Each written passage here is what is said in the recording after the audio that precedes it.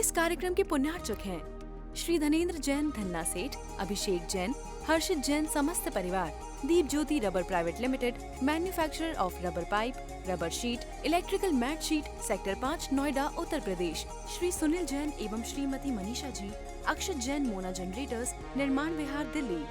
वो द्रव्य स्रोत की अवलंबन की आवश्यकता इसलिए लेते हैं कि उसमें हमारा उपयोग शुभ बना रहता है। इसके लिए इन सब की हमें आवश्यकता होती है। तो ऐसे उस द्रव्य स्रोत का हम अवलंबन लेकर के और फिर अपना उपयोग स्थिर करते रहते हैं कि हमारे उपयोग की स्थिरता बनी रहे, इधर उधर डमाडोल न होता रहे। इसके लिए हमने ये द्रव्य स्रोत, अब वह द्रव्य स्रोत जिन आगम में उसके 4 भेद कर दिए। कितने भाव स्रोत का एक ही भेद है, कोई दूसरा भेद नहीं।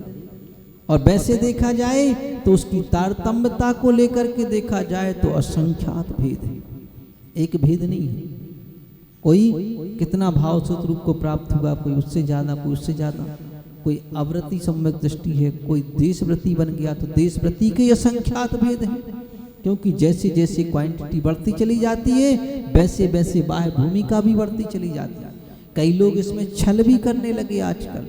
लोग कहते हैं हम तो अपनी आत्मा में लीन हैं, तो गधे एक नंबर के कहते आत्मा में लीन है ना, है तो कुछ ज्ञान नहीं, लेकिन कहती है हम तो अपनी आत्मा में लीन है। ये छल है उनका। अगर आत्मा में लीन हो तो मुनि बन के बन जाते, बैठ जाते, क्योंकि उसका पहला लक्षण ही ऐसा है कि व्यक्ति आगे बढ़े बगैर रहता ही नहीं है ना। कोई कहे कि जो बालक पहली कक्षा में पढ़ता हो और फर्स्ट क्लास का A1 क्वालिटी का इंटेलिजेंट हो तो क्या वो जीवन भर पहली कक्षा पढ़ता रहेगा क्या? अरे वो तो अपने आप दूसरी में अपने आप पहुंच जाता है, कहने की क्या आवश्यकता। हाँ, वो कहता है ये पुस्तक मैंने पढ़ ली, दूसरी उठा के दूसरी कक्षा, तो दूसरी की पढ़ ली, तीसरी की दो, है ना। ऐसे ही जिसने उस चीज को पाया है वो अपने आप दौड़ के कदम बढ़ाता है। वो कहता है पहली हो गई, दूसरी में अणुव्रती बनना है, वह अणुव्रती बनता है। अणुव्रती बनने के बाद अपने आप तीसरा कदम धरता है, बोले इसमें क्या अब और आगे बढ़ना मेरे को, मुनि बनना है। ऐसे वह अपने आप स्टेज पे अपने आप बढ़ता है। कोई के कहने की आवश्यकता नहीं होती है कि कोई कहेगा नहीं, और जो नहीं ऐसा कर रहा है समझ लो कहे ऐसा रहा है अपने आप को कि मैं तो ऐसा हूँ, समझो कि उससे बड़ा छली और उससे बड़ा कपटी इस दुनिया में कोई नहीं। वो दूसरे के साथ नहीं कर रहा है, अपने आप के स्वयं के साथ छल और कपट कर रहा है। तो ऐसा का ये बात बताई, तो यहाँ का ये बात बताई, तो यहाँ का अब उस द्रव्य स्रोत रूप हमारा अवलंबन हमें जब हम स्थिर नहीं हो पाते तब द्रव्य स्रोत रूप अवलंबन लेना पड़ता है। तो का हमें अवलंबन लेने के लिए का तो हम इनको जिन आगम को 4 भागों में विभाजन किया गया। कितने में? 4। उन 4 भागों के नाम प्रथमम करणम चरणम द्रव्यम नमः, ऐसा पूज्यपाद स्वामी ने भक्ति पाठों में इनके 4 भेद गिनाए। तो उन 4 भेदों में सबसे पहले कहा कि प्रथमानि योग। प्रथमम सबसे पहले क्या लिया? प्रथमम यानी प्रथमानि योग। तो वह प्रथमानि योग क्या है और उसके पढ़ने से हमें क्या लाभ होता है? दूसरों की जीवन कथाएं उसमें लिखी हुई हैं, केवल इनकी महापुरुषों की जीवन कथाएं उसमें लिखी हैं। तो उन कथाओं के पढ़ने से हमारे लिए का लाभ क्या है? तो उस प्रथमानि योग का पहले स्वरूप बतलाया गया कि प्रथमानि योगमर्था ध्यानम चारित्रम पुराणमपि पुण्यम बोधि समाधि निधानम बोधति बोधा समीचीनम। क्या है कि प्रथमानि योगमर्था ख्यानम, प्रथमानि योग अर्थ ख्यानम का जो तो प्रथमानि योग का जो व्याख्यान किया जा रहा है तो वह क्या है का चारित्रम पुराणपि पुण्यम। तो कहा उसमें पुराण पुण्यों की यानी पुण्य पुरुषों की कथा, पुण्य की कथा, महापुरुषों की कथा, उनके चारित्र की कथा, उनके जीवन का वर्णन उसमें किया गया है। किसमें? उस प्रथमान योग में का उनके जीवन का वर्णन यहाँ पर किया गया है। तो कहा वह, और वह जीवन का वर्णन तो किया था, अर्थाख्यानम कहा हुआ है कि उसके अर्थ को, तो ऐसा वह का सम्यक ज्ञान रूप श्रुत ज्ञान जो बताया जा रहा है वह अर्थाख्यानम यानी परमार्थ विषय का कथन करने वाला है। तो उसमें भी परमार्थ पुरुष का कथन परमार्थ का विषय है, और उसमें भी कहा कि वह चारित्र मतलब किसी एक महापुरुष के जीवन की उसमें कथा वर्णन की गई है। और वह कथा में कौन कौन से पुरुष आते हैं? तो कहा उन 63 सलाका पुरुषों की कथा का वर्णन किया गया। कितने? 63 सलाका। और 63 सलाका पुरुषों में कौन कौन आते हैं? है ना? 24 तीर्थंकर, है ना? हाँ, और 9 नारायण पति नारायण, और 9 बलभद्र, है ना? हाँ वही तो 24 तीर्थंकर और बाला चक्रवर्ती और नारायण प्रति नारायण और बलभद्र। तो इनके जीवन की कथा इसमें लिखी जाती है। क्या कहता है? इसका नाम प्रथमानी योग है ना? तो इनके जीवन की कथा को हम पढ़ते हैं, जीवन में उनसे शिक्षा लेते हैं, है ना? हाँ, तो जैसे अब ये प्रथमानी योग का ग्रंथ है, अब उसमें हम ये सब महापुरुष भी हैं, 63 सलाका पुरुषों के अंतर्गत भी हैं। इनके जीवन की कथा को हम पढ़ते हैं, सुनते हैं, महापुरुषों के जीवन की, कि इनके जीवन का क्या मूल्य है और कैसे जीवन जिया जाता है, उनसे सीखा जाता है। वैसे जैन धर्म के अनुसार तो द्वादशी को जन्म होगा उनका, महापुरुष नारायण का द्वादशी, लेकिन लौकिकता में कृष्ण जन्माष्टमी मानते हैं।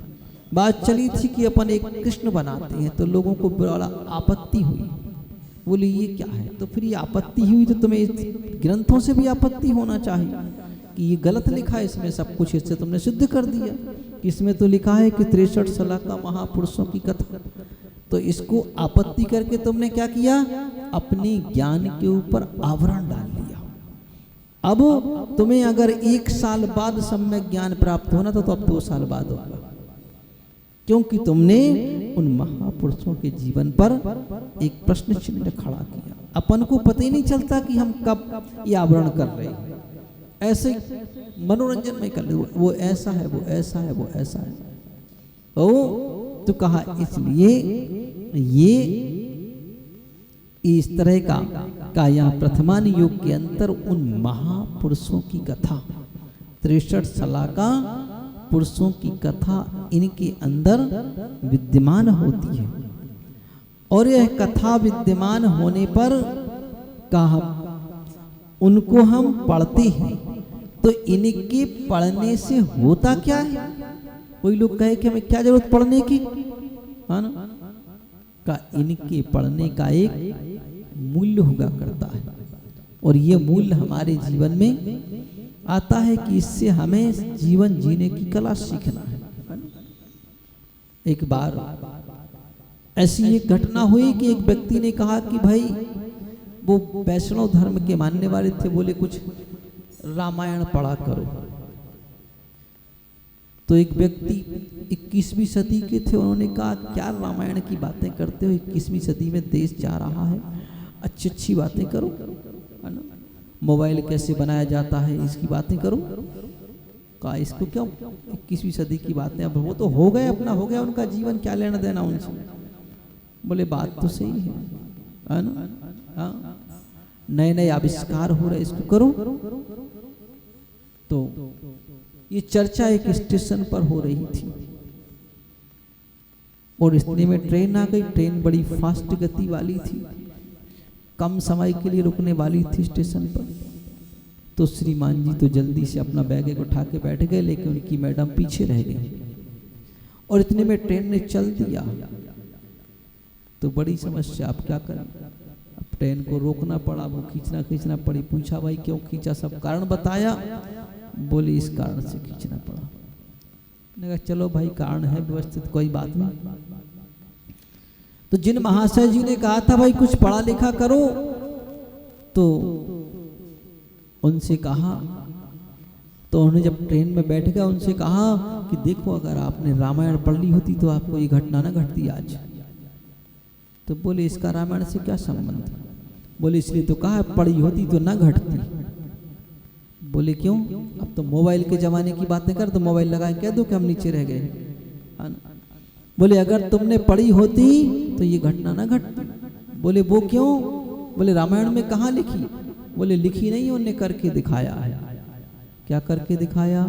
बोले जब नदी पार की थी तो रामचंद्र जी पहले नहीं बैठे नाव में, पहले सीता को धर दिया था, है ना। हाँ कि तुम पहले बैठ जाओ, हम तो कूद के बैठ जाएंगे, है ना। ऐसी अगर तुमने भी अगर पढ़ी होती तो अपनी सीता को पहले ट्रेन में धर, तुम तो दौड़ के चढ़ जाते, है ना। तो ऐसी ये है कि लोग कहते हैं कि उनके पढ़ने से क्या है, का नहीं, उनके पढ़ने से भी हमें मिलती है जीवन की, ऐसे नहीं ऐसे जीना है, कला ये है। तो ऐसे इन महापुरुषों की कथा को करने से कहा कि आप सबसे पहले तो हमें अपना जीवन जीने की शैली मिलती है। फिर दूसरी बात ये आती है कि ये है क्या, इनको पढ़ने से होना क्या है। तो उन्होंने कहा बोधि समाधि निधानम का, बोधि मतलब ज्ञान और समाधि का ये खजाना है। इनके पढ़ने से हमें एक आत्म बल मिलता है, अंतरंग शांति मिलती है ना। बोधि समाधि निधानम का, बोधि और समाधि का ये खजाना है। इससे हमें क्या होने वाला ये यहाँ पर बतलाया जाता है। तो इससे हमें अपने जीवन को कैसे जीना है ये सारी कला इससे ज्ञात होती है। ये हम क्या करें कि ये बोधि समाधि का खजाना है कि हमें इससे बोधि का ज्ञान होता है, आत्मा का भी ज्ञान होता है और समाधि करने की भी परिणाम जागृत होते हैं और जीवन भी कैसे जीना है वो भी पता चलता है कि हमें कैसे जीना है। इस बात को भी हमें जीवन की जीने की शैली मिलती है कि हमें जीवन में करना क्या है और कैसे करना। आज थोड़ा सा संकट आ जाता है, थोड़ी सी कोई चीज़ की कमी होती है, थोड़ा सा किसी चीज़ का अभाव हो जाए तो हम बड़े आकुल व्याकुल होते हैं, घबराते हैं। अब ये कैसे होगा, ये कैसे का नहीं, घबराने की जरूरत नहीं है। अपना पुण्य योग नहीं है तो कोई बात नहीं, चलेगी बात। लेकिन पुण्य योग ना होने पर भी का हमें अपने कर्तव्य का बोध कराता है। ये प्रथमानी योग है ना। आपने प्रथमानी योग में पढ़ा हो, पद्म पुराण में घटना आती नहीं, हरिवंश पुराण में आती है शायद, कि एक लकड़ी बेचने वाली ने एक चक्रवर्ती जो मुनि बन गए थे उनको आहार कराया। किसने? लकड़ी जो सिर पर रख के गट्ठा ले जाती थी बाजार में बेचकर, उसने एक चक्रवर्ती जो मुनि बन गए थे उनको आहार कराया। तो इससे क्या सिद्ध होता है कि अगर हमारे पास कुछ भी नहीं है तो भी हमें अपने कर्तव्य का पालन करना चाहिए। अब वो लकड़ियां बेचने वाली उस पुराने जमाने में क्या कमाती होगी, क्या कमाती होगी? पेट भरने को तो कमाती होगी, है ना, इससे ज्यादा तो नहीं कमाती होगी। आकृत पुण्य की कथा हम पढ़ते हैं कि आकृत पुण्य के लिए उसकी माँ ने क्या किया, दूसरों ने खीर का सामान दिया, उसके पास तो था ही नहीं कि हम कुछ खा सकें। अच्छा, दूसरों ने दिया, सेठ ने दिया कि ले तू भी एक दिन बना के खा ले भाई खीर, और एक ही दिन का सामान दिया होगा। तो वह एक दिन का सामान पाकर के भी अपने बेटे से क्या कहती है कि आज अपने यहाँ खीर बनी है, पहले कोई दूसरा आ जाए तो उसको खिलाऊं, फिर बाद में मैं खाऊं। हाँ, वो बेटे से कहती है कि इंतजार करना, मैं पानी लेके आती हूँ। कोई निकले तो रोक लेना। कौन निकले? जिनको दान दिया जाता है। ऐसे कोई बिना कपड़े वाले निकले तो रोक लेना, है ना। बच्चे ने भी देखा कि आ गए, हाँ, तो कहा रुक जाओ, हाथ दिया पहले, जैसे बस में हाथ देते ना, रुक जाओ बस रोकने वाले, बेकाहे को रुकने चले। तो उसने पैर ही पकड़ ली, बोले तुम चले जाओगे तो हमें नहीं मिलेगी, खड़े रहो इसलिए। हाँ, पैरों ही में पकड़ लिए, बोले खड़े रहो। कहाँ जा रहे हो? बोले हमारी मम्मी आ रही, तुम खड़े रहो। बोले क्यों? बोले खीर खा के जाना। हाँ, तो देखिए ये किससे शिक्षा मिली? एक प्रथमानी युग पढ़ने से, कि आदमी के पास इतनी गरीबी है फिर भी वो कहता है मुझे ऐसा करना है। और आज अपने यहाँ कोई आ जाए कि भाई पर्यूषण पर्व आ रहे हैं और हमें कहीं आपके यहाँ शुद्ध भोजन मिल जाएगा क्या, तो लोग कहते हैं यहाँ नहीं मिलेगा, चलो चलो चलो दूसरी जगह भी साधु है। 33 जगह चतुर्मास हो रहा है, यहीं थोड़ी ना आए तक कि लक्ष्मी नगर में आ गए इधर। हाँ, ऐसे भी लोग हैं, कहते चलो चलो चलो। अरे भाई उसके यहाँ तो खीर भी नहीं थी, खाने को नहीं था, फिर भी कहते कोई आ जाए तो हम खिला दें, है ना। और इसका नाम क्या? लक्ष्मी नगर। वो कहते हैं चलो चलो यहाँ नहीं है, महाराज से नहीं करना, चलो चर्चा नहीं करना, चुपचाप निकल जाओ। अरे बात तुम्हारी नहीं कह रहा हूँ, मैं तो चर्चा कर रहा हूँ, तुम्हारी नहीं कह रहा। हाँ, हम तो एक दृष्टांत दे रहे है ना, कि आज ऐसी व्यवस्था है ना। अरे उसका दिल देखो, एक गरीब का जिसके यहाँ दूसरे से मांग के खाया, और आज अपना दिल देखो। है? अरे हमें तो ये विचार आना चाहिए कि पर्यूषण पर्व आ रहा है, बाहर से हो सकता है कोई लोग आ जाएं, तो ये मंदिर में क्यों, हम अपने घर उसको अतिथि को ले जाएं। चलो भाई आज हमारे यहाँ भोजन कर लेना, आप चलो हमारे घर व्यवस्था करेंगे हम, है ना। लेकिन अपनी अपनी महारानियां ऐसी हैं कि उनको फुर्सत कहाँ है करने, है ना। हाँ, डर लगता है महारानियों से, तो ये तो भाव नहीं आता कि हमारे घर लेकर के चलेंगे भाई, ये तो हमारा सौभाग्य कोई आ गया तो इसलिए का हम ये प्रथमानी युग जो कि हमारा बोधि और समाधि का खजाना है, तो उन महापुरुषों से हम ये जीवन जीने की कला सीखते हैं कि इस तरह से हमें अपना जीवन जीना है। तो इन कलाओं को हम जाने, उन प्रथमानी योग के बारे में और समझेंगे आगे। बोलिए देवादिदेव 1008 आदिनाथ भगवान की जय। इस कार्यक्रम के पुण्यार्चक थे श्री धनेंद्र जैन धन्ना सेठ, अभिषेक जैन, हर्षित जैन समस्त परिवार, Deep Jyoti rubber private limited, manufacturer of rubber pipe, rubber sheet, electrical mat sheet, sector 5 Noida Uttar Pradesh, Shri Sunil Jain एवं श्रीमती मनीषा जी, अक्षत जैन मोना जनरेटर्स, निर्माण विहार दिल्ली।